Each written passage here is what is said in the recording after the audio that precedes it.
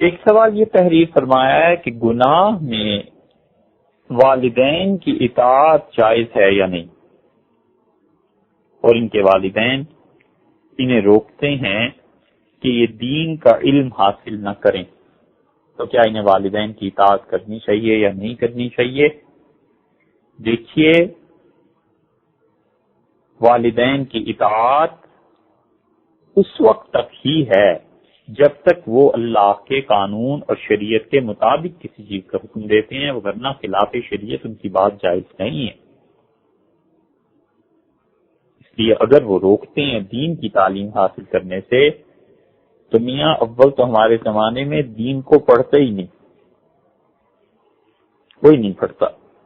جو اپنے بچوں کو دال روٹی بھی کھلا سکتے ہیں نا، اور جو اپنے بچوں کو بالکل تعلیم سے کورا رکھ کے بازار میں محنت مشقت کے کام کرا کے بھی پیسہ ان کے ذریعے سے کما سکتے ہیں، وہ بھی دین نہیں پڑھاتے۔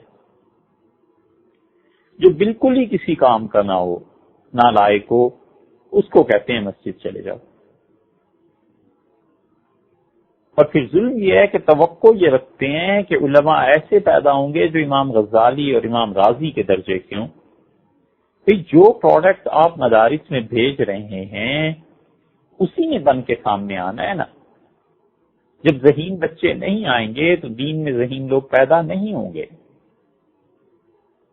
کہیں سال ہا سال گزرتے ہیں اور کبھی کبھی 30 40 برس کے بعد کوئی ہیرا وہاں سے نکلتا ہے، ورنہ عمومی طور پر بچے کم استعداد کے ہوتے ہیں، اس لیے ان میں وہ چیز پیدا ہی نہیں ہوتی۔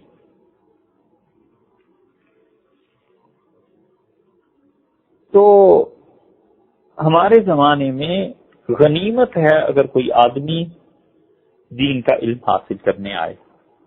اللہ تعالیٰ نے اگر آپ کے دل میں یہ بات ڈالی ہے تو آپ ضرور دین کا علم حاصل کیجئے۔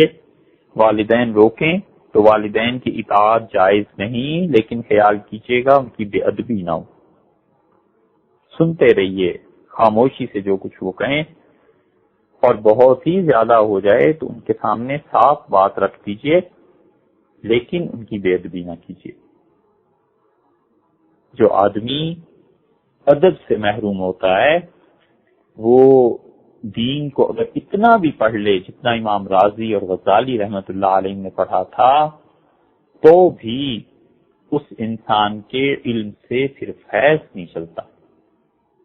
اس آدمی کے علم سے اللہ برکت اٹھا لیتا ہے۔